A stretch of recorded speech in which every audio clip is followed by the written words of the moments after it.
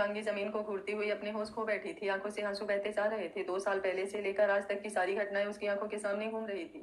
वो आदमी बोला, सुन लिया तुम सबने? अभी भी तुम लोगों को कुछ कहना है? अरे जवान खून है, इसकी खूबसूरती पसंद आ गई इसलिए थोड़ा मजा कर लिया, लेकिन तुम तो उसे पाने के ही ख्वाब देखने लगी। कहते हुए वो 20 लाख का चेक पर साइन करते हुए, रंजीत ये तुम्हारी बेटी की कीमत, किसी अच्छे घर में शादी कर देना। तुम लोगों की औकात से ज्यादा पैसे हैं, इसलिए आगे शिकायत का मौका नहीं मिलना चाहिए। राखी कपूर जल्दी से वो चेक अपने हाथों में लेते हुए, चिंता मत कीजिए सर, हम लोग अब आपको कोई शिकायत का मौका नहीं देंगे। ये तो है ही मनहूस, अच्छा हुआ जो आपका पोता खुद इससे दूर हो गया। रंजीत कपूर अपने हाथ जोड़ते हुए, माफ कर दीजिए सर, आगे से ऐसा कुछ नहीं होगा, हम लोगों को ये पैसा भी नहीं चाहिए। वो आदमी बोला, मैं दी हुई चीज वापस नहीं लेता, बस अपनी बेटी को मेरे पोते से दूर रखना, नहीं तो अब की बार तो मैं बात करने आया हूँ, लेकिन अगली बार तुम सबको बर्बाद कर दूंगा। कहते हुए वो वहां से निकल जाते हैं। तभी शिवांगी जो सारी बातें याद कर रही थी, अचानक उसे कल रात अपनी शादी की बात याद आती है और अच्छांश के साथ गुजरे हुए लम्हे। वो खुद से बोली, नहीं वो ऐसा कभी नहीं कर सकती। वो दौड़ती हुई घर से बाहर आती है और अपनी साइकिल लेकर सड़कों पर भागने लगती है। रंजीत और उनका बड़ा बेटा संकल्प उसके पीछे आते हैं। तभी राखी उन लोगों को रोकते हुए, क्या कर रहे हैं आप लोग? ऐसे उस लड़की के पीछे जाएंगे तो गांव के लोग देख बातें बनाने लगेंगे। जो बातें अभी घर में है वो बाहर हो जाएंगी। अभी हमारी एक बेटी है, इन पर भी असर पड़ेगा, जाने दीजिए उसे जहाँ जाना है। रंजीत कपूर बोले, लेकिन राखी बोली, आपने उस दिन मेरी बात नहीं मानी थी जब मैंने उसे पढ़ने जाने से रोका था, देख लिया ना नतीजा। आज मेरी बात मान लीजिए, आपको अपनी इन तीनों बच्चों की कसम, अगर वो लौट कर आती भी है तो हम उसे अब इस घर में नहीं रहने देंगे। आप ही सोचिए, ऐसी लड़की का हाथ कौन थामेगा? अब हम उसे घर पर भी नहीं रख सकते, इससे अच्छा है वो अपना सोच ले। रंजीत कपूर सोफे पर बैठ जाते हैं, उनको कुछ समझ नहीं आ रहा था। राखी अपने बच्चों को कमरे में भेज देती है। फिर वो रंजीत कपूर के पास बैठ सारा दोष शिवांगी पर डालते हुए उनका ब्रेन वॉश करने लगती है। इधर शिवांगी खुद से बड़बड़ाती हुई, मुझे उनसे एक बार आमने सामने बात करनी है, वो ऐसा कैसे कर सकते हैं? कल रात तो एक पल के लिए भी नहीं लगा कि वो मुझे धोखा दे रहे हैं। उनके लिए मैं बस खिलौना हूँ। अगर ऐसा होता तो मुझे अपनी पत्नी का दर्जा क्यों देते? लेकिन तभी फोन पर सुनी हुई आवाज भी उसके दिमाग में घूमने लगती है। सारी बातें सोचते हुए वो आधे रास्ते पर ही आई थी कि अचानक से उसके आगे एक बड़ी सी गाड़ी आ जाती है। शिवांगी सालकिन सभी सड़क पर गिर जाती है। तभी पीछे से एक और गाड़ी आती है। ये वही गाड़ी थी जो कुछ देर पहले उसके घर के दरवाजे पर आई थी। शिवांगी साइकिल हटाकर उठने की कोशिश करती है। तभी उस गाड़ी में से वो आदमी बाहर आता है और उसके साथ ही दूसरी गाड़ी में से एक लड़का और एक लड़की बाहर आते हैं। शिवांगी तीनों को यहाँ देख थोड़ी हैरान हो जाती है, क्योंकि वो आदमी वही था जो घर पर खुद को अच्छांश का दादा बता रहा था, राघवेंद्र सिंह सूर्यवंशी। और दूसरी गाड़ी में वो लड़का विराज था और उसके साथ जो लड़की थी उसे शिवांगी ने कभी नहीं देखा था। राघवेंद्र सिंह सूर्यवंशी बोले, क्या हुआ? मेरे पोते के पास जा रही थी, लगता है मेरी बातें तुझे अच्छे से समझ नहीं आई। मेरा पोता तुझसे मिलना भी नहीं चाहता, और जो चीज मेरे पोते को पसंद नहीं वो मैं कभी नहीं होने दूंगा। शिवांगी रोते हुए, देखिए मैं नहीं जानती थी कि वो अच्छांश सिंह सूर्यवंशी है, उन्होंने कभी बताया भी नहीं, प्लीज मुझे उनसे एक बार बात करने दीजिए, आमने सामने ना सही एक बार फोन पर ही बात करा दीजिए। तभी विराज आगे बढ़ते हुए, दादाजी लगता है अच्छांश ने इसे अपने अच्छे से झांसे में लिया है, तभी तो अच्छांश की आवाज सुनने के बाद भी उसके पास जाने के लिए बेचैन है। राघवेंद्र सिंह सूर्यवंशी, देखो तुम लोगों को जो करना है इसके साथ करो, मैं अच्छांश से बात कर लूंगा। कहते हुए अपनी गाड़ी में बैठ निकल जाते हैं। शिवांगी उनके पीछे दौड़ती है। तभी वो लड़की शिवांगी का हाथ पकड़ते हुए जोर से मरोड़ देती है। शिवांगी दर्द से चिल्लाते हुए, प्लीज मुझे छोड़ दीजिए, आप कौन है? मैं आपको नहीं जानती। वो लड़की बोली, मैं कौन हूँ तेरी ये जानने की औकात नहीं है, जिसके सपने तू देख रही है वो मेरा है। विराज बोला, बहना अच्छांश तो तेरा ही है, बस इसके साथ थोड़ा मजे कर रहा था, अब तू छोड़, इसे मैं खुद देख लूंगा। वैसे भी अच्छांश ने कहा था कि पहले वो इसे चखेगा, उसके बाद मैं जो चाहूँ इसके साथ कर सकता हूँ। शिवांगी डरते हुए, विराज प्लीज मुझे छोड़ दीजिए, ये कैसी बातें कर रहे हैं, मुझे अच्छांश से मिलना है। तभी वो लड़की शिवांगी को एक थप्पड़ मारते हुए, आइंदा से तेरे जबान पर मेरे अच्छांश का नाम आया तो जबान खींच लूंगी। अच्छांश सिर्फ मेरा है, तुम उसके लिए बस एक टाइम पास थी। विराज बोला, वैसे तुम इतनी बेवकूफ कैसे हो सकती हो? कम से कम इतना तो सोचो कि कल रात जो भी हुआ वो हम लोगों को कैसे मालूम? अरे अच्छांश ने खुद बताया है, बल्कि वो तो कल प्लानिंग करके ही आया था। शिवांगी बोली, मुझे तुम्हारे किसी बात पर विश्वास नहीं, मुझे अच्छांश के पास जाना है। तभी वो लड़की गुस्से में, भाई मुझे इसके मुंह से अपने अच्छांश का नाम बर्दाश्त नहीं, मैं आज इसे खत्म ही कर दूंगी। कहते हुए वो अपने पास से एक चाकू निकालती है। शिवांगी कुछ कर पाती उससे पहले ही वो उसके सीने पर वार कर देती है, लेकिन शिवांगी थोड़ा बचने की कोशिश करती है, जिसकी वजह से चाकू उसके कंधे पर लग जाता है और एक दिल दहलाने वाली चीख पूरी सड़क पर गूंज उठती है। विराज जल्दी से उस लड़की का हाथ पकड़कर, ये क्या कर रही है? इस तरह इसको मारने से हम लोग फंस जाएंगे। तू जानती है ना अच्छांश तुझे किसी भी मुश्किल में नहीं देख सकता, चल जा तू अच्छांश को सारी बातें बता, तब तक मैं इसके साथ थोड़ा मजे कर लूं, उसके बाद ये खुद ही कहीं मुंह दिखाने लायक नहीं रहेगी। वो लड़की अपना फोन निकालते हुए, मैं अभी अच्छांश को फोन करके सारी बात बताती हूँ, वही इस लड़की को अच्छे से सबक सिखाएगा। वो अपनी गाड़ी की तरफ बढ़ जाती है और फोन पर बातें करने लगती है। उधर की कोई आवाज तो नहीं आ रही थी, लेकिन इधर से वो लड़की जिस तरह से बात कर रही थी, शिवांगी का दिल टूटता जा रहा था। तभी विराज भी उसकी तरफ बढ़ने लगता है। ये देख शिवांगी डर से कांपने लगती है। इस वक्त शाम ढलने लगा था, लगभग 6 बजने वाले थे। शिवांगी पीछे खिसकते हुए चारों तरफ देखे जा रही थी कि कोई उसे बचा सके, लेकिन इस वक्त एक परिंदा भी नहीं था। विराज उसकी तरफ बढ़ते हुए, क्यों इतने नखरे कर रही हो? कल अच्छांश को तो इतने अच्छे से खुश किया, फिर मेरे में क्या खराबी है? वैसे अच्छांश ने मुझे पहले ही कहा था कि तुम जैसी लड़कियां प्यार से ही अपने पास आने देती हैं, इसलिए तो ये सारी प्लानिंग की। शिवांगी अपनी कांपती आवाज में, तुम झूठ बोल रहे हो, तुम दोनों तो कॉलेज में एक दूसरे के दुश्मन हो। विराज बोला, अच्छा, अच्छांश ने तुम्हें कभी बताया कि वो अच्छांश सिंह सूर्यवंशी है? इसी तरह हम दोनों भी कॉलेज में सामने अपना रिश्ता नहीं बता सकते थे कि वो मेरा जीजा है, इसलिए हम लोगों को ऐसे दिखाते थे जैसे दुश्मन हो। तुम्हें पता है, कॉलेज के पहले दिन भी तुम्हारे साथ जो हुआ वो हम दोनों की ही प्लानिंग थी। तुम पर अच्छांश की नजर बहुत दिनों से थी, लेकिन तुम जैसी लड़कियां हम लड़कों की बाहों में आने के लिए बहुत नाटक करती हो, इसलिए हम लोगों ने पूरी प्लानिंग के साथ तुम्हें फंसाया। क्योंकि अच्छांश को जो चीज चाहिए होती है वो उसे किसी भी हालत में पाकर रहता है, और कल तुमको पा लिया, बात खत्म। शिवांगी बोली, तुम कैसे भाई हो? अगर तुम्हारी बहन से उसका रिश्ता है तो उसे किसी और लड़की के पास कैसे भेज सकते हो? विराज हंसते हुए बोला, तुम हो ही गांव की गवार, ये बात कैसे समझोगी? अरे मर्द है, एक ही औरत से बदकर तो नहीं रहेगा। मैं भी उसकी बात समझता हूँ, इसलिए मेरी बहन को या मुझे इससे कोई ऐतराज नहीं। तभी तो मेरी बहन को वो पसंद करता है, आखिर पत्नी और घर की मालकिन मेरी बहन ही है। शिवांगी को भरोसा नहीं हो रहा था कि ऐसे इंसान भी दुनिया में है। अब उसे इस वक्त खुद को विराज से बचाना था। विराज जैसे उसका दुपट्टा पकड़ता है, वो जल्दी से पीछे की तरफ भागती है, लेकिन अब पीछे गाड़ी खाई थी। विराज बोला, तुम मुझसे बच नहीं सकती, आखिर मुझे भी बहुत दिनों से तेरे हुस्न का दीदार करना था, आज ये मौका मिला है। अच्छांश ने मुझे सुबह बताया कि तुम सच में जबरदस्त माल हो। शिवांगी खुद से सोचते हुए, मैं इसका सामना नहीं कर सकती, लेकिन कोई मुझे जबरदस्ती छुए इतनी भी किसी की औकात नहीं। इससे अच्छा मैं मौत को गले लगा लूंगी। अब मेरे लिए कुछ नहीं बचा है। कंधे पर लगे जख्म से लगातार खून बाहर आने से शिवांगी की आंखें ऐसे ही बंद हो रही थी। वो अंतिम बार अपनी आंखें बंद करके महादेव का नाम लेती है, सामने अच्छांश का चेहरा आता है और उसी के साथ वो खाई में छलांग लगा देती है। विराज उसे पकड़ता है, उससे पहले वो नीचे लुढ़कती हुई चली जाती है। शिवांगी पूरी तरह से बेहोश हो गई थी, लेकिन ये किस्मत की बात थी कि वो ढलान खाई नहीं था।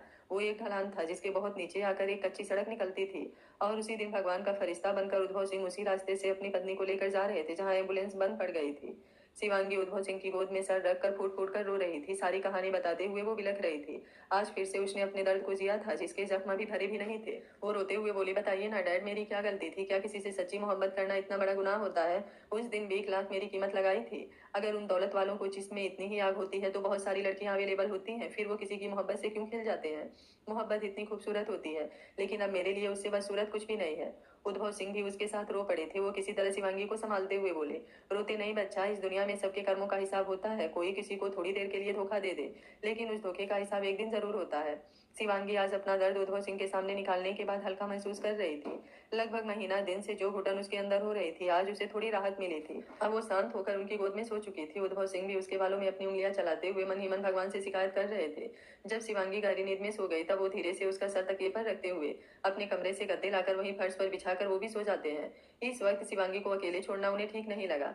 अगली सुबह शिवांगी की नींद 8 बजे खुली। सर में दर्द की वजह से भारीपन महसूस हो रहा था। वो उठकर बैठते हुए चारों तरफ देखती है, घड़ी पर नजर जाते ही जल्दी से अपने कमरे की तरफ भागती है। जल्दी जल्दी फ्रेश होकर कॉलेज के लिए तैयार होकर बाहर आती है। तभी उद्भव सिंह मेड के साथ ब्रेकफास्ट टेबल पर नाश्ता लगाते हुए उसे बैठाकर अपने हाथों से नाश्ता कराने लगते हैं। शिवांगी उद्भव सिंह का प्यार देख इमोशनल हो जाती है। उसकी आंखों में आंसू आने लगते हैं। उद्भव सिंह अपने एक हाथ से उसके आंसू पोंछते हुए, रोने के दिन गए, अब तो खुशियां मनाने के दिन आए हैं। भाई, एक तो मेरी बेटी मुझे मिल गई है और दूसरा मैं नाना बनने वाला हूँ, मैं तो डबल सेलिब्रेशन करूंगा।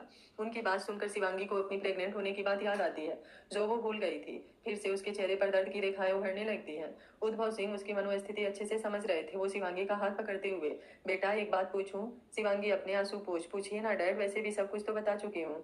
उद्भव सिंह बोले, क्या तुम्हें पूरा यकीन है कि अच्छांश ने तुम्हें धोखा दिया है? शिवांगी बोली, पता नहीं डैड, लेकिन कुछ चीज ऐसी है जिन पर मुझे पूरा यकीन है। जैसे कि उस दिन फोन कॉल पर अच्छांश की आवाज सुनना और उसका अपना सूर्यवंशी होने का सच छुपाना। अगर सारी चीज भुला भी दूं तो भी ये चीज मैं पूरे यकीन से कह सकती हूँ कि इसमें मैंने कोई गलती नहीं की थी। उद्भव सिंह बोले, लेकिन बेटा, हो सकता है कि किसी ने मिमिक्री की हो, जैसे वो फिल्मों में दिखाते हैं ना, किसी की भी आवाज निकाल लेना। शिवांगी फीका सा मुस्कुराते हुए, इस बात पर भी सोचा है डैड, लेकिन आप ही बताइए ना, जो नंबर उसने मुझे दिया था उसी नंबर पर बात होना, ये थोड़ा विश्वसनीय नहीं है? उद्भव सिंह सोचते हुए, हाँ ये तो है, चलिए जो भी हुआ अब उसे छोड़कर आगे बढ़ने की कोशिश कीजिए। अब तो आप माँ बनने वाली हैं, भगवान ने आपकी झोली पूरी तरह से खाली नहीं रखी है। आपको जीने का वजह दिया है और मकसद तो पहले से ही है। और जिंदगी के लिए क्या चाहिए? आज से हम बिल्कुल भी बीती बातें याद नहीं करेंगे। हमारी 3 लोगों की फैमिली अब हंसी खुशी बिताएंगे। आप ठीक कह रहे हैं डैड, अब हमें रोना नहीं रुलाना है। उन सब से अपने हर एक जख्म का हिसाब लेना है। लेकिन ये भी एक सच है डैड कि उसने चाहे मोहब्बत में धोखा किया हो, लेकिन मेरी मोहब्बत सच्ची थी। इसलिए ना ही इस दिल में ना ही इस जिंदगी में कोई दूसरा आ सकेगा। मैं अपनी मोहब्बत से पूरी वफा निभाऊंगी। बेशक वो हमारी जिंदगी में नहीं आएगा, लेकिन किसी और को भी आने की इजाजत नहीं है। उनकी आदत छूट गई तो मेरी भी छूट जाएगी। बस फर्क इतना है कि उनकी एक पल में छूट गई और मेरी छूटने में उम्र लग जाएगी। कहते हुए शिवांगी कॉलेज के लिए निकल जाती है। उद्भव सिंह उसे पीछे से देखते हुए, बहुत बदकिस्मत हो तुम अच्छांश, इतनी सच्ची मोहब्बत को खुद से दूर कर लिया। सच में तुमसे ज्यादा बदकिस्मत कोई नहीं। उद्भव सिंह अच्छांश को कोसते हुए कुछ सोचने लगते हैं, फिर वो भी ऑफिस के लिए निकल जाते हैं। शिवांगी कॉलेज से जब आती है तब तक उद्भव सिंह घर आ गए थे। शिवांगी उन्हें देखकर, आज इतनी जल्दी कैसे आ गए डैड, ऑफिस में कोई काम नहीं था? उद्भव सिंह बोले, काम तो होता रहेगा लेकिन पहले तुझे डॉक्टर के पास लेकर जाना है। मैंने अपॉइंटमेंट ले लिया है, चल जल्दी से कुछ खा ले फिर चलते हैं। शिवांगी, डॉक्टर के पास जाने की क्या जरूरत है? प्रेगनेंसी में तो थोड़ी तबीयत खराब होती ही रहती है। उद्भव सिंह बोले, मुझे तुम्हारी कोई बात नहीं सुननी, बहुत डॉक्टर बनने लगी है, चल जा जल्दी से तैयार होकर आ जा। शिवांगी अब कुछ नहीं कहती है। थोड़ी देर में दोनों हॉस्पिटल के लिए निकलते हैं। देहरादून के बेस्ट हॉस्पिटल में बेस्ट गाइनोकोलॉजिस्ट से अपॉइंटमेंट लिया था। डॉक्टर शिवांगी का टेस्ट करने के बाद प्रेगनेंसी कंफर्म कर देती हैं। उसके साथ ही आयरन, कैल्शियम, विटामिन की दवाइयां लेकर डाइट चार्ट भी थमा देती हैं। उसके साथ कुछ जरूरी सलाह देते हुए पूरा ख्याल रखने को कहते हैं। घर पहुंचने के बाद शिवांगी बोली, डैड मैं कराटे क्लास जा रही हूँ। उद्भव सिंह उसे सोफे पर बैठाते हुए, अब तुझे पिटाई लगाऊंगा, अभी डॉक्टर ने इतनी सारी बातें समझाई, तेरे दिमाग में कुछ भी समझ नहीं आई? शिवांगी, सारी बातें समझ आ गई डैड, लेकिन अभी तो मैं कुछ काम कर सकती हूँ ना? उद्भव सिंह बोले, हाँ कुछ काम कर सकती हो लेकिन कराटे नहीं। मैं कल ही ट्रेनिंग टीचर से बात करके घर पर ही तुझे केवल बॉडी पार्ट के किस नस को कैसे दबाने से क्या होता है ये सब सिखाने को कहूंगा, बाकी हाथ पैरों को चलाना अगले साल से सीखना। वैसे भी अब तुम इतनी कॉन्फिडेंट हो गई हो कि मुझे विश्वास है कोई प्रॉब्लम नहीं आएगी। शिवांगी भी सारी बातें सोचते हुए हाँ में सिर हिला देती है। उद्भव सिंह बोले, चल जा थोड़ी देर आराम कर ले, तब तक मैं रात का डिनर बनवाता हूँ, वैसे कुछ खाने का मन है? शिवांगी बोली, नहीं डैड बस सादा खाना ही बनवा दीजिए, इस वक्त उल्टी इतनी हो रही है कि कुछ खाने का मन ही नहीं हो रहा। शिवांगी अपने कमरे में आ जाती है। बेड पर लेटते हुए अपने पेट पर हाथ रख जैसे ही आंखें बंद करती है, अच्छांश का चेहरा आंखों के सामने मुस्कुराने लगता है। शिवांगी जल्दी से अपनी आंखें खोलते हुए लंबी लंबी सांसें लेती है। वो उठकर टेबल से पानी उठाकर पीते हुए खुद को शांत करती है। फिर खुद से बातें करते हुए अपने पेट पर हाथ रख, नहीं जानती हूँ गलती कर रही हूँ या सही, लेकिन तुम मेरे लिए मेरी मोहब्बत की निशानी हो। जानती हूँ कल कुछ देर के लिए मैं तुम्हारी जान लेने की बात कर रही थी, लेकिन मुझे गलत मत समझना, बस किसी का गुस्सा तुम पर निकाल रही थी। बस तुम कभी धोखा नहीं देना, मैं वो हर चीज करूंगी जिससे तुम खुश रहो। तुम्हारी जिंदगी में कोई परेशानी नहीं आने दूंगी, तुम्हारी माँ का तुमसे वादा है। इतने काबुल बनूंगी कि कभी किसी को भी तुमसे तुम्हारे बाप का नाम पूछने की हिम्मत भी नहीं होगी। आज से अच्छांश सिंह सूर्यवंशी का चैप्टर क्लोज, अब कभी भी उसका नाम इस जबान पर नहीं आएगा। अगले दिन से शिवांगी सारी चीज टाइम टेबल के अनुसार करने लगी। कंधे का जख्म भर गया था, लेकिन दिल में जो जख्म लगे थे शायद वो कभी नहीं भरने वाले थे। चाहे वो खुद से कितना भी वादा कर ले, लेकिन आंखें बंद होते ही अच्छांश का चेहरा सामने आ जाता। कभी कभी प्रेगनेंसी की वजह से इतनी बेचैनी होने लगती कि उसका मन पागल जैसा होने लगता है, लेकिन उद्भव सिंह उसे बहुत प्यार और केयर से संभाल लेते। अच्छांश की कमी कोई नहीं पूरी कर सकता था, लेकिन उसने खुद को धीरे धीरे कंट्रोल करना सीख लिया। इसी बीच उसने उद्भव सिंह के साथ मिलकर विमल सिंह और उसके दोनों साथी को धोखे से उनके घर और कंपनी में इन लीगल चीज रखवा कर कानून का दोषी बना दिया। वे लोग पुलिस के डर से छुपने के लिए भागने लगे। उसी वक्त शिवांगी ने अपने बॉडीगार्ड से उन सभी को उठाकर अपने टॉर्चर रूम में कैद कर लिया। बाहर सभी लोग उन्हें भगोड़ा समझने लगे, उनका घर परिवार बिखरने लगा। वैसे तो सबके बच्चे पढ़ लिख कर काम संभालने लगे थे, लेकिन अब ऑफिस भी बंद पड़ गया था, इसलिए वो लोग किसी दूसरी कंपनी में काम करने लगे। उन्हें तो कानों कान तक खबर नहीं हुई कि ये सब शिवांगी का काम है। इसी बीच टाइम पूरा होने पर शिवांगी ने एक बेटे को जन्म दिया। उद्भव सिंह ने उसके 7वें महीने से ही घर में 24 घंटे एक नर्स का इंतजाम किया था, इसलिए जैसे ही दर्द शुरू हुआ नर्स उसे लेकर हॉस्पिटल आई। साथ में उद्भव सिंह भी थे। रात के 2 बजे डॉक्टर ने नॉर्मल डिलीवरी के द्वारा बच्चे का जन्म कराया। उद्भव सिंह उसे अपनी गोद में लेते हुए कलेजे से लगा लिया। शिवांगी को जब होश आया तो अपने बेटे को देख फिर से उसकी आंखें भर आई, क्योंकि वो बिल्कुल अच्छांश का ही फोटो कॉपी था। उसे देखते ही शिवांगी के मुंह से एक ही नाम उभरा, शिवाक्ष सिंह। वो अच्छांश को हमेशा से अच्छांश सिंह के ही नाम से जानती थी, लेकिन उसने अपने बेटे का सरनेम सिंह ही लगाया। बच्चे के छठी के पूजा के दिन उद्भव सिंह शिवांगी के हाथ में एक कागज दिया। शिवांगी ने जब उस कागज को खोलकर पढ़ा तो वो उनकी कंपनी के कागज थे, जिसका ओनर और सीईओ उन्होंने शिवांगी को बनाया था, और कंपनी का नाम बदलकर यस यस कंस्ट्रक्शन कंपनी रखा, मतलब शिवाक्ष सिंह कंस्ट्रक्शन कंपनी। शिवांगी ने बहुत मना किया, लेकिन उद्भव सिंह ने कहा कि ये उनके नाती का तोहफा है जिसे उसे रखना ही होगा, इसलिए शिवांगी को भी मानना पड़ा। धीरे धीरे समय बीतने लगा। अपने बच्चों को पाकर शिवांगी सारे दर्द भूलने लगी। अब उसका फिर से जीने का मन करने लगा था। उसकी पढ़ाई भी पूरी हो चुकी थी, अब कंपनी का ज्यादा काम वही संभालने लगी, लेकिन बच्चा छोटे होने की वजह से ज्यादा ऑफिस उद्भव सिंह ही जाते थे। शिवांगी घर से ही ज्यादा काम करती थी। कभी कभी मीटिंग अटेंड करने जाना होता तो उद्भव सिंह घर पर रखकर बच्चे का ख्याल रखते। दोनों में से कोई एक घर पर रहता तो एक ऑफिस। अब उद्भव सिंह ने सुबह के 6 से रात के 9 बजे तक के लिए मेड रख लिया था। शिवाक्ष जैसे ही 8-9 महीने का हुआ, शिवांगी ने अपनी जमीन लेकर अपना होटल भी बनाया। अब देहरादून में उसके 2-3 होटल भी खुल गए थे। वैसे भी उसकी कंस्ट्रक्शन कंपनी क्लाइंट से कॉन्ट्रैक्ट लेकर बिल्डिंग, होटल, स्कूल बनवाने का काम करती थी। शिवांगी ने उद्भव सिंह के अनुभव से खुद को हर संकट के लिए तैयार किया था, क्योंकि जिस तरह उद्भव सिंह संकट में फंसे थे, इससे शिवांगी ने सीखा कि कभी भी समय पलट सकता है। इसलिए जब वक्त अच्छा हो तो हमें अपने लिए कुछ संपत्ति, पैसे बचाकर रखना चाहिए। और इसलिए उसने देहरादून में होटल बनाने का काम किया था। ये इनका अपना खुद का होटल था। अब देहरादून में शिवांगी की धाक पूरी तरह से जम गई थी। अब शिवांगी के अंदर आगे बढ़ने का जुनून इस कदर भर गया था कि इतने से अब वो नहीं रुकने वाली थी। अब उसका नाम पूरी इंडिया में बनाना था, उसके बाद मौका मिलने पर विदेश में भी। जब से शिवांश थोड़ा बोलने लगा था, उद्भव सिंह शिवांगी को ही ज्यादा ऑफिस भेजते और खुद अपने साहबजादे के साथ टाइम बिताते। शिवांगी ने सही कहा था, मोहब्बत दूरी या पास होने की मोहताज नहीं होती। अगर वो होती है तो हमें अपने अंदर महसूस होती है। अब वो कल्याणी जी को अपने अंतर मन में रखते, मौका मिलते ही अपने दिल की सारी शिकायतें, बातें उनसे करते और ऐसा लगता है जैसे कल्याणी सामने बैठी मुस्कुरा रही हो। प्रेजेंट टाइम, इन सारी बातों को सोचते हुए वो पूरी तरह से अतीत में डूबे हुए थे। उन्हें पता ही नहीं चला कि 2 घंटे कैसे बीत गए। वो होश में तब आए जब शिवांगी और शिवाचू उनके कमरे में आकर उनके पास बैठते हुए मस्ती करने लगे। शिवाचू बोला, नानू आप भी सो गए थे क्या? उद्भव सिंह मुस्कुराते हुए, नहीं बेटा, मैं तो तुम्हारी नानी से बात कर रहा था। शिवाच कल्याणी जी की तस्वीर देखते हुए, वैसे नानी फोटो से बाहर क्यों नहीं आती? उद्भव सिंह, क्योंकि नानी हमें वहीं से देखती हैं। शिवाच अपने होठों को पाउट बनाते हुए, अच्छा। शिवांगी बोली, चले आप दोनों की बातें हो गई तो डिनर भी कर लें। तीनों डाइनिंग टेबल पर आकर डिनर करते हैं, उसके बाद थोड़ी देर बैठकर टीवी देखते हैं। शिवाच शिवांगी की गोद में सो जाता है। उद्भव सिंह भी अपने कमरे में सोने चले जाते हैं। शिवांगी भी अपने बेटे को लेकर बेड पर आ जाती है। थोड़ा सो लेने की वजह से इस वक्त नींद नहीं आ रही थी, इसलिए वो लैपटॉप लेकर काम करने लगती है। इस वक्त वो मुंबई वाला प्रोजेक्ट पूरा कर रही थी।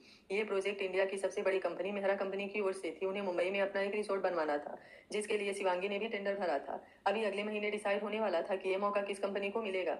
थोड़ा वर्क पूरा करने के बाद वो थोड़ी देर के लिए बालकनी में आती है। इस वक्त बाहर ज्यादा ठंड थी। शिवांगी अपनी बाहें फैलाए आंखें बंद कर गहरी सांस लेती है, वो खुद से ही। मुझे नहीं पता कि मेरी लाइफ स्टोरी क्या होगी, लेकिन इतना तय है कि उसमें कहीं नहीं लिखा होगा कि मैंने हार मान ली।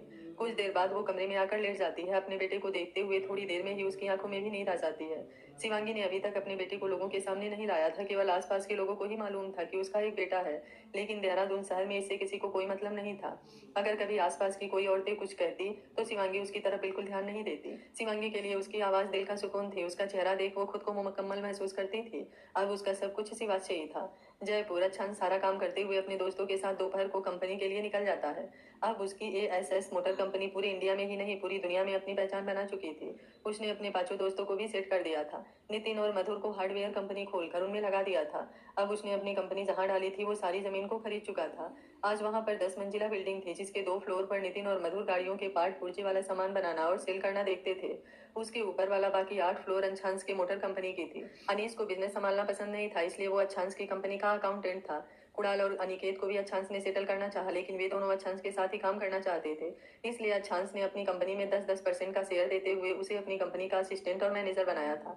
अनिकेत असिस्टेंट था और कुणाल मैनेजर। अब उनकी कंपनी में बहुत सारे एम्प्लॉई और वर्कर भी काम करते थे। कुणाल और मधुर की शादी हो चुकी थी उनकी अपनी गर्लफ्रेंड से। अनीस और नितिन भी अपने माँ बाप की पसंद से शादी कर चुके थे। इन सब की शादी के 2 साल हो गए थे। कुणाल की वाइफ अनिका इस वक्त प्रेग्नेंट थी। बाकी तीनों का भी कोई खबर नहीं थी, सभी अपनी लाइफ जी रहे थे। लेकिन अच्छांश की लाइफ अभी भी वहीं रुकी हुई थी। अनिकेत भी अब किसी लड़की से दूरी बनाकर रखता था। अच्छांश की हालत देखते हुए वो कभी भी प्यार और शादी नहीं करने का सोच चुका था। रात को सारा काम निपटाने के बाद सभी दोस्त अपने अपने घर के लिए निकल जाते हैं। कुणाल और अनिकेत घर जाते हुए अच्छांश को अपना गुस्सा शांत रखने के लिए समझा रहे थे। अच्छांश जैसे ही घर आया, हॉल में ही सभी बैठे हुए थे। अच्छांश चुपचाप अपने कमरे की तरफ बढ़ गया। ये देख संध्या टेबल पर खाना लगाने लगी। उसने अस्मिता जी को कुछ इशारा किया। अस्मिता जी उसे शांत रहने का इशारा कर अच्छांश को आवाज देते हुए जल्दी से फ्रेश होकर खाना खाने को कहा। अच्छांश चुपचाप अपना सर हिलाते हुए कमरे में चला गया। कमरे में आते ही उसने जैसे ही अपनी अलमारी खोली, उसमें एक तरफ संध्या के कपड़े और सामान देख उसका दिमाग गर्म होने लगा। वो गुस्से से जैसे ही चिल्लाना चाहा, उसे अनिकेत की बात याद आई, इसलिए वो चुपचाप अपना कपड़ा लेकर वॉशरूम में चला गया। थोड़ी देर बाद सभी डिनर टेबल पर बैठे खाना खा रहे थे। अच्छांश भी चुपचाप खाना खाने लगा। संध्या सबको खाना सर्व कर रही थी, इसलिए अच्छांश वहां बिल्कुल भी नहीं रुकना चाहता था। लेकिन आज उसने भी सोच लिया था कि एक बार वो शांति से सारी बातें क्लियर कर देगा। खाना खाने के बाद अच्छांश अपने कमरे की बालकनी में बैठकर लैपटॉप पर कुछ नई गाड़ियों का ब्लूप्रिंट तैयार करने लगा। संध्या अस्मिता जी को दवा खिलाने के बाद कुछ देर उनका पैर दबाने लगी। अस्मिता जी बोली, बेटा इसकी कोई जरूरत नहीं है, अभी इतनी बूढ़ी नहीं हुई हूँ। संध्या बोली, मासा अगर आपकी सेवा करने का अवसर मुझे मिला है तो ये मेरे लिए खुदकिस्मती है। अस्मिता जी बोली, सच में जयमंगल भाई साहब और उषा बहन जी ने बहुत अच्छे संस्कार दिए हैं, लेकिन मैं तुम्हारे लिए कुछ भी नहीं कर पा रही हूँ। संध्या बोली, आप चिंता मत कीजिए, जब तक आप साथ हैं मुझे भरोसा है कि मैं उनका दिल भी जीत लूंगी। वैसे भी मैं उनकी पत्नी हूँ, इसलिए आज नहीं तो कल वो मुझे अपना ही लेंगे। अस्मिता जी बोली, भगवान करे ऐसा ही हो, लेकिन बेटा रास्ता बहुत कठिन है। तुम अच्छांश के बारे में कुछ नहीं जानती। वैसे मैं तो तुम्हें पहले ही बताना चाहती थी, लेकिन बाबा साहब ने मना कर दिया। संध्या बोली, आप क्या बताना चाहती थी? अस्मिता जी बोली, बेटा बुरा मत मानना, लेकिन अच्छांश की जिंदगी में पहले से ही एक लड़की है जिससे वो बहुत प्यार करता था। मुझे तो उसके बारे में बाद में पता चला, इसलिए मैं ज्यादा उसके बारे में नहीं जानती, लेकिन उसका जिक्र करते हुए मैंने उसके चेहरे पर खुशी की चमक देखी थी। बहुत प्यार करता था वो, उसको शादी करना चाहता था। संध्या बोली, लेकिन माँ साहब, मैं तो उनसे बचपन से ही प्यार करती हूँ और हमारी शादी भी बचपन में ही तय हो गई थी, फिर वो ऐसा कैसे कर सकते हैं। अस्मिता जी को एक पल संध्या की बातों में थोड़ा गुस्सा महसूस हुआ। वो संध्या के चेहरे को देखने लगी। तभी संध्या रोते हुए, माँ साहब, आप मेरी जिंदगी मान लीजिए, मैं उफ नहीं करूंगी, लेकिन अच्छांश जी मेरे हैं और मैं उन्हें किसी को नहीं दे सकती। अब तो हमारी शादी भी हो गई है, मैं उनकी पत्नी हूँ और ये हक मुझसे कोई नहीं छीन सकता। अस्मिता जी भी उसे रोते देख पिघल गई, संध्या को दिलासा देते हुए, हाँ बेटा, अब तुम ही उसकी पत्नी हो और इस घर की बहू, बस अच्छांश किसी तरह मान जाए। संध्या बोली, उन्हें मानना ही होगा, आप चिंता ना करें, देखिएगा 1 महीने के अंदर ही आपका बेटा मेरा दीवाना हो जाएगा।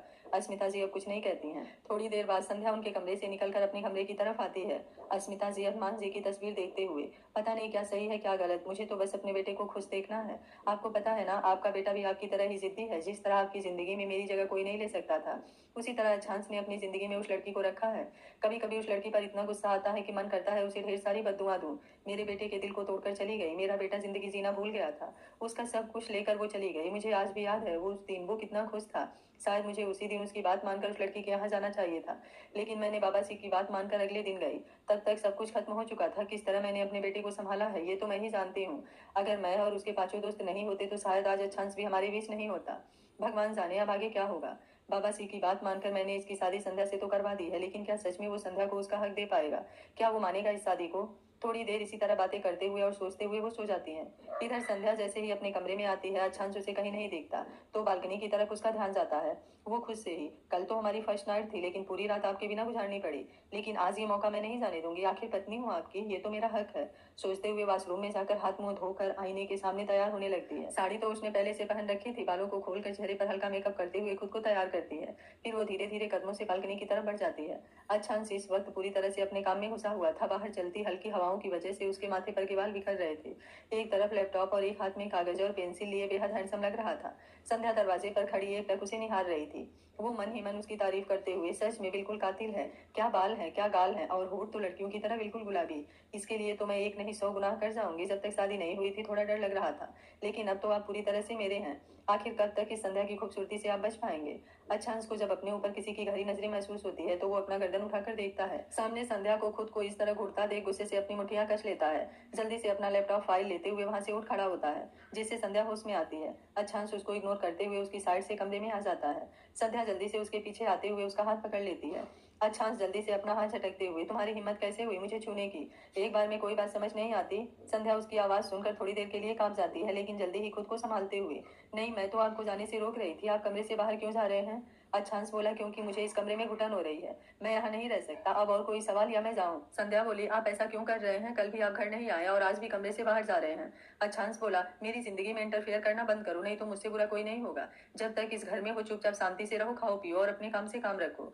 संध्या बोली, एक लड़की को ये सब नहीं चाहिए होता है, उसे केवल अपने पति की जिंदगी में थोड़ी सी जगह चाहिए होती है। उसकी आंखों में इज्जत और थोड़े से प्यार से पत्नी का जीवन समझ जाता है। अच्छांश गुस्से से, नहीं हो तुम मेरी पत्नी, मैं नहीं मानता इस शादी को। संध्या बोली, आपके मानने या ना मानने से सच्चाई नहीं बदल जाएगी। आपको जितना टाइम लेना है ले लीजिए, लेकिन मैं पत्नी हूँ और मैं आप पर पूरा हक रखती हूँ। अच्छांश संध्या की बातें सुन हंसते हुए, लगता है दिन भर टीवी पर सीरियल देखती रहती हो जिसमें दिखाते हैं ना कि किसी तरह शादी कर लो, उसके बाद तो दोनों में प्यार हो ही जाता है। फिर अपने चेहरे को सख्त करते हुए, लेकिन ये मेरी लाइफ है और यहाँ ऐसा कुछ नहीं होने वाला। चलो आज बैठो, मैं तुम्हें सारी बात समझाता हूँ। वैसे भी मैं पहले से ही ये सोच रहा था कि सारी बातें तुमसे क्लियर कर दूं। संध्या डरते हुए, कैसी बातें? अच्छांश बोला, चलो पहले बैठो फिर बताता हूँ।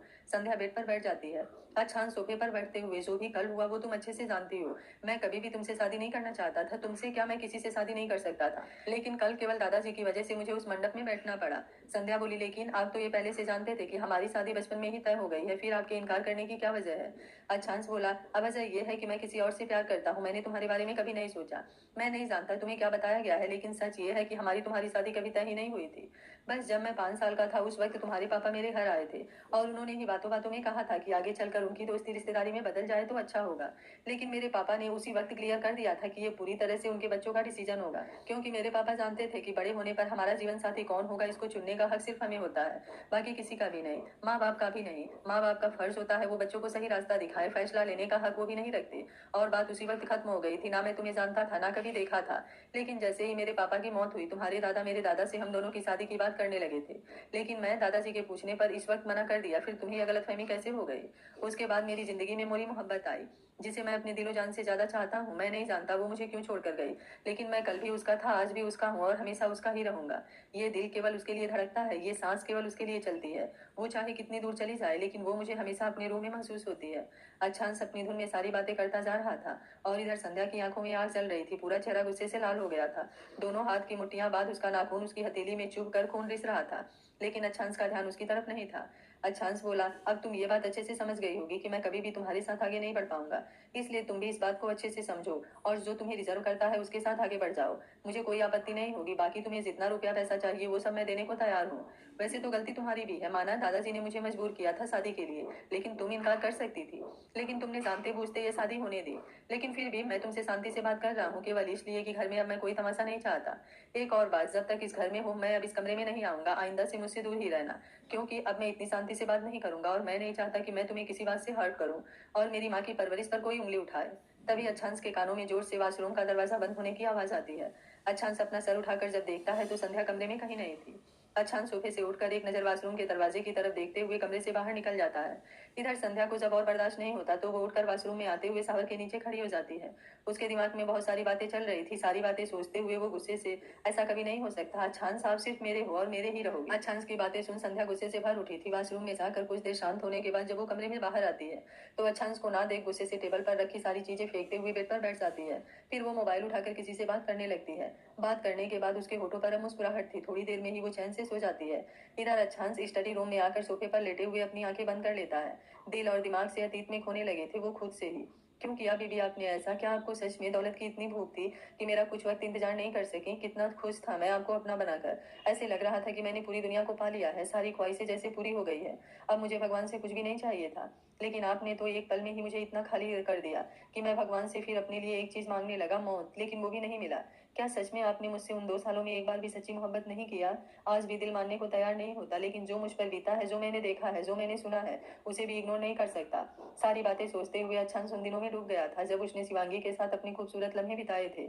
उस दिन घर आने के बाद उन लम्हों को याद करते हुए वो सोफे पर सो गया। जब सुबह अस्मिता जी ने उसे अपने कमरे में सोने के लिए भेज दिया, जब उसकी नींद खुली तो सुबह के 10 बज रहे थे। वो जल्दी से उठकर बाहर आया। बाहर हाल में अस्मिता जी अनिकेत और कुणाल के साथ बैठी बातें कर रही थी। अनिकेत उसे देखकर, तू कब से इतनी देर तक सोने लगा? लगता है कॉलेज पूरा होते ही अब सोने का काम शुरू कर दिया है। अस्मिता जी मुस्कुराते हुए, रात दिन काम में डूबा रहेगा तो थकान तो हो ही जाएगी। कुणाल बोला, वैसे तो कल रात भर कहाँ था? तूने तो कहा था कि किसी क्लाइंट से मिलने जा रहा है। अच्छांश बोला, हाँ तो मीटिंग करते हुए थोड़ी देर हो गई थी इसलिए लेट से घर आया। वैसे माँ मुझे आपसे एक जरूरी बात करनी है, मैं थोड़ी देर में आ रहा हूँ फ्रेश होकर। अस्मिता जी बोली, ठीक है जल्दी से आ, तब तक नाश्ता निकालती हूँ। अच्छांश फ्रेश होकर बाहर हाल में नाश्ता करने लगा था। फिर अनिकेत और कुणाल की तरफ देखते हुए, तुम दोनों यहाँ क्या कर रहे हो? कंपनी क्यों नहीं गए? तभी मधुर, अनीस और नितिन वहां आते हुए, अरे यार अभी तो हम लोग तुमसे काम सीख रहे हैं, तुम्हारे बिना हम लोग क्या करेंगे वहां जाकर? अच्छांश बोला, तुम लोगों का कुछ नहीं हो सकता। मधुर उसकी पीठ पर एक मुक्का जमाते हुए, जैसे तुम्हारा तो बहुत कुछ हो सकता है। अच्छांश मुस्कुराते हुए, बिल्कुल हो सकता है। फिर अस्मिता जी का हाथ पकड़ते हुए, माँ कल आपको शिवांगी के बारे में बताया था ना? अस्मिता जी बोली, हाँ लेकिन बेटा तू सच में उस लड़की से शादी करना चाहता है? तुझे पता है ना तेरे दादाजी तेरी शादी संध्या से करवाना चाहते हैं। अच्छांश बोला, माँ मैं शिवांगी से बहुत प्यार करता हूँ और शादी भी उससे ही करूंगा। आप आज ही चलकर उसके घर पर बात कर लीजिए, मैं अब और देर नहीं कर सकता, प्लीज माँ मेरे लिए। अस्मिता जी बोली, अच्छा बाबा ठीक है, मैं एक बार पहले खुद उस लड़की से मिलकर देखूंगी कि वो सच में तुम्हारे लायक है या नहीं है। अच्छांश मुस्कुराते हुए बोला, ठीक है माँ, आप उससे मिलकर देखिए, मुझे पूरा विश्वास है आप इनकार नहीं कर पाएंगी। अनिकेत बोला, आंटी अच्छांश सही कर रहा है, शिवांगी बहुत अच्छी लड़की है। कुणाल बोला, आंटी आज इतनी जल्दी अच्छांश अपना कुछ नाम और पहचान बना रहा है, इसके पीछे शिवांगी का ही हाथ है। बहुत सिंपल सी लड़की है लेकिन दिल की बहुत अच्छी है। बाकी दोस्त भी अस्मिता जी को शिवांगी के बारे में बताने लगते हैं। अस्मिता जी बोले, भाई तुम लोग तो जैसे बात कर रहे हो मुझे लगता है इसे कल ही घोड़ी पर बैठाना पड़ेगा। अब जब बेटे ने मेरी बहू पसंद कर ही ली है तो मैं भी अपनी बहू को घर लाने में देरी नहीं करूंगी। अच्छांश बोला, माँ हम शाम के 4 बजे उनके घर के लिए निकलेंगे, तब तक आप सारी तैयारी कर लीजिए, मैं भी तब तक एक बार कंपनी से होकर आता हूँ। अस्मिता जी बोली, चल ठीक है, मैं तेरे दादाजी को भी एक बार इसके बारे में बता देती हूँ। अच्छांश बोला, नहीं माँ, आप एक बार शिवांगी से मिलकर उसके मम्मी पापा के साथ बात करके हमारी शादी तय कर दीजिए, फिर आप बात कीजिएगा। तभी राघवेंद्र सिंह सूर्यवंशी वहां आते हुए, क्या बात है भाई, सारी महफिल यही जमी हुई है? अस्मिता जी बोली, आइए बाबा साहब बैठिए, मैं आपसे ही बात करने वाली थी। तभी अच्छांश अस्मिता जी की तरफ अपनी आंखों से कुछ भी नहीं कहने का इशारा करता है। अस्मिता जी भी अपनी आंखों से उसे चुप रहने का इशारा कर, बाबा साहब अच्छे जय मंगल सिसोदिया के यहाँ रिश्ता नहीं करना चाहता। राघवेंद्र सिंह सूर्यवंशी बोले, हाँ बहू, मैं भी आज इसी बारे में बात करने आया हूँ, मैंने भी बहुत सोचा, इसलिए मैं भी यही सोच रहा हूँ कि जब अच्छे इस शादी से इनकार कर रहा है तो हमें जबरदस्ती नहीं करनी चाहिए। लेकिन एक बात तो आप भी जानती हैं कि मैं अपने दोस्त महेश सिसोदिया को वादा कर दिया है कि उसकी पोती की शादी अच्छांश से ही होगी। अच्छांश गुस्से से, मैं उससे शादी नहीं करूंगा, मैंने आपको पहले ही इस बारे में मना कर दिया था, फिर आपने वादा क्यों किया? राघवेंद्र शांत लहजे में ही, मानता हूँ मुझसे गलती हो गई है, मुझे लगा था कि जैसे जैसे समय बीतेगा आप सारी बातें समझेंगे। आखिर महेश सिसोदिया और उनका बेटा जयमंगल सिसोदिया बिजनेस जगत में अच्छा नाम बना रहे हैं, आप तो उस घर से निकल कर आ गए। लेकिन मुझे तो आपकी चिंता हो रही थी, इसलिए मैंने सोचा कि आपने तो सब कुछ छोड़कर एक मामूली वर्कर का काम करने लगे हैं। अगर उनकी बेटी से शादी हो जाएगी तो आपको ये सब करने की जरूरत नहीं होगी, उनकी आधी प्रॉपर्टी खुद ब खुद आपकी हो जाएगी। इसलिए मैंने ये शादी तय की थी। लेकिन अब आप खुद ही कामयाब हो गए हैं, इसलिए मैं भी अब आप पर जोर नहीं देना चाहता। बच्चे, ये सब आपकी भलाई के लिए ही सोच कर किया था, इसलिए मुझे गलत मत समझना। अच्छांश भी थोड़ा नरम पड़ते हुए, लेकिन मुझे कभी किसी और के बल पर आगे नहीं बढ़ना, ये बात तो आप जानते थे। अस्मिता जी बोली, हम जानते हैं बेटा, लेकिन अगर हमारे बड़े अगर हमें तकलीफ में देखते हैं तो कुछ ऐसा सोचते हैं जो गलत तो नहीं है। राघवेंद्र जी बोले, चलिए छोड़िए इस बात को, मैं तो बस ये कहने आया था कि मैं आज उन सिसोदिया के यहाँ जा रहा हूँ, क्योंकि सुनने में आया है कि उनकी कंपनी इस वक्त घाटे में जा रही है। मैं कोशिश करूंगा कि वो हमारी बात मान जाए, और अगर नहीं माने तो उनकी कंपनी में मैं कुछ रुपया देने की पेशकश करूंगा। अस्मिता जी बोली, ये तो बहुत अच्छी बात है, इस तरह उनकी हेल्प भी हो जाएगी और उनको बुरा भी नहीं लगेगा। उसके बाद राघवेंद्र सिंह थोड़ा चाय नाश्ता करके वहां से निकल जाते हैं। अच्छांश भी अपने दोस्तों के साथ कंपनी के लिए निकल जाता है। वे लोग इस वक्त उन पुरानी गाड़ियों के रिपेयरिंग में लगे हुए थे। उन लोगों के जाने के बाद राघवेंद्र जी का फोन अस्मिता जी के पास आता है, जिसकी खबर अच्छांश को नहीं थी। राघवेंद्र जी बोले, अस्मिता बहू, मैंने आप लोगों की पूरी बातें सुन ली थी, मुझे उस लड़की से कोई ऐतराज नहीं है, लेकिन आज अच्छा दिन नहीं है। रिश्ते की शुरुआत करने जा रहे हैं तो कल का मुहूर्त बहुत अच्छा है। आप तो जानती हैं कि हम अपने गुरु जी को कितना मानते हैं। उन्हीं के कहने पर मैं चाहता था कि अच्छांश की शादी संध्या से हो जाए, क्योंकि अच्छांश 25 से 27 वर्ष की उम्र में मृत्यु दोष है, और हमें उसी ग्रह को काटने के लिए एक ऐसी लड़की की जरूरत है जो कार्तिक के शरद पूर्णिमा में अच्छे नक्षत्र में जन्म ली हो।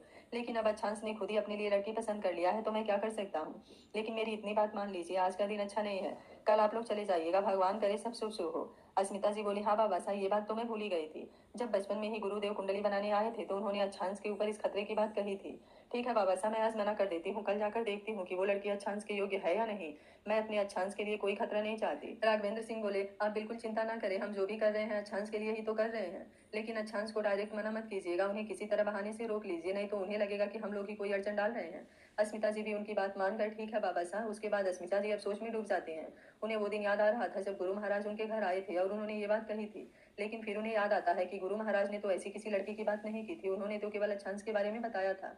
फिर वो खुद को समझाते हुए, हो सकता है बाबा साहब ने गुरुदेव से इसका उपाय पूछा हो और उन्होंने यही उपाय बताया हो। हाँ, ऐसा ही होगा। उसके बाद अस्मिता जी अच्छांश के आने पर बताती हैं कि उनकी तबीयत ठीक नहीं लग रही है, उन्हें चक्कर आ रहे हैं, और इस तरह अच्छांश उनका खराब तबीयत देखते हुए खुद ही उन्हें आज शिवांगी के यहाँ जाने से मना कर देता है। लेकिन उसके बाद उसे बेचैनी महसूस होने लगती है। अस्मिता जी के सोने के बाद अपने कमरे में आता है, तब तक बाकी दोस्त भी अपने घर से तैयार होकर आ जाते हैं। अच्छांश उन्हें बताता है कि माँ की तबीयत ठीक नहीं है, इसलिए आज जाना कैंसिल हो गया। कुणाल बोला, तो इसमें मुंह लटकाने वाली क्या बात है, एक दिन की ही तो बात है, कल हम चलेंगे अपनी भाभी को लेने, पूरी बारात तैयार करके। अब तो हम अपने भाई की दुल्हनिया लेकर ही आएंगे। ये सुनकर अच्छांश मुस्कुराने लगता है। अच्छांश बोला, लेकिन मुझे शिवांगी को बताना होगा कि आज हम लोग नहीं आ रहे हैं, कहीं वो मेरा इंतजार कर रही होगी। ये सुन सभी दोस्त, उसे कैसे मालूम कि हम लोग आज आने वाले हैं, तू मिला था उससे? अच्छांश हाँ में सर हिलाते हुए, कल गया था उनके गाँव, कहते हुए कल शाम की बात बता देता है, रात की बात नहीं बताता। सभी दोस्त उसे चिढ़ाते हुए, अच्छा 15 दिन में ही ये हाल है, उनके बिना एक दिन भी रहा नहीं जा रहा। नितिन बोला, अरे यार तुझे उन्हें एक मोबाइल देकर आना चाहिए था ना। अच्छांश बोला, तुम लोगों को उनके घर के हालात के बारे में बताया है ना, कैसे उन्हें मोबाइल दे देता।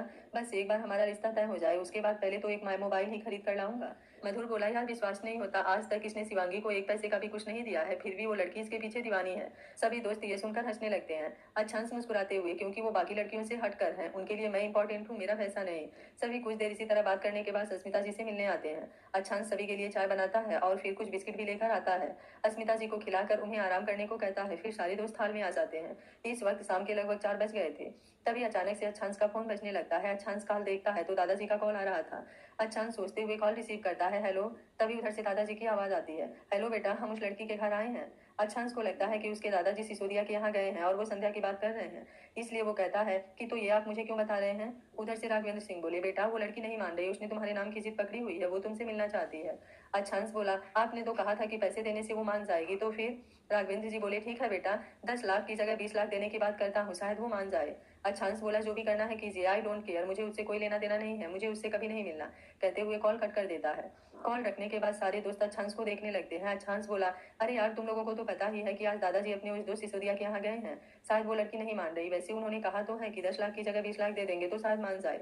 पता नहीं क्यों ये मेरे पीछे पड़ी है। आज तक इसको ना कभी देखा हूँ, ना ही मैं कभी इससे मिलना चाहता हूँ। उसके बाद सभी दोस्त अपने अपने घर के लिए निकल जाते हैं। अच्छांश अपने कमरे में आकर बेड पर बैठते हुए, शिवांगी बस आज भर का इंतजार कर लीजिए, बस एक दिन का वक्त ले रहा हूँ। जानता हूँ आप इंतजार कर रही होंगी, लेकिन क्या करूँ, माँ की तबीयत खराब हो गई है। बस आज की रात कट जाए। पता नहीं क्यों कुछ देर से अजीब सी बेचैनी हो रही है। क्या आप भी बेचैन हैं? जरूर आप मुझे याद कर रही होंगी। हाँ, 2-4 गालियां भी दे रही होंगी कि मैं आज का वादा किया था और पूरा भी नहीं किया।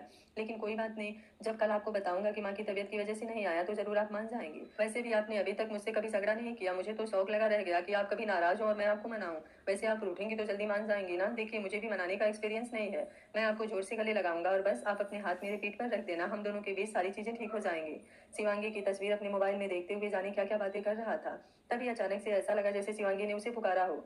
वो मोबाइल बेड पर फेंकते हुए उठकर चारों तरफ देखने लगा। तभी उसे अस्मिता जी का ख्याल आया। वो दौड़ते हुए अस्मिता जी के पास गया। अस्मिता जी इस वक्त जमीन पर बैठी हुई माला जप रही थी। अच्छांश उन्हें सही सलामत देख कमरे से बाहर आया, हाल में खड़ा होते हुए अपने सीने पर हाथ रखकर। ये क्या हो रहा है मुझे, कहते हुए वो किचन से जाकर पानी पीता है। लेकिन फिर भी एक अलग सी बेचैनी छाने लगी थी। अपने कमरे में आकर बेड पर लेटते हुए आंखें बंद कर खुद को शांत करने की कोशिश करने लगा। लेकिन हर बीतते वक्त के साथ जैसे सांस ही नहीं ले पा रहा था। जब उसे कुछ समझ में नहीं आया तो वॉशरूम में जाकर शावर खोलकर उसके नीचे खड़ा हो गया। धीरे धीरे ठंडा पानी उसके शरीर को भी ठंडक पहुंचाने लगा। वो वहीं दीवार से लग कर आंखें बंद किए लगभग घंटे भर तक वहीं बैठा रहा। जब अस्मिता जी की आवाज कानों में सुनाई दी तब वो होश में आया। जल्दी से वॉशरूम से निकलकर अपने कपड़े चेंज किया, लेकिन अभी भी कुछ अच्छा नहीं लग रहा था। वो बाहर हॉल में आकर अस्मिता जी के पास बैठते हुए उनकी गोद में सर रखकर लेट गया। अस्मिता जी कुछ देर उसके माथे को सहलाते हुए बात करती रही। उसके बाद वो किचन में खाना बनाने के लिए उठने लगी।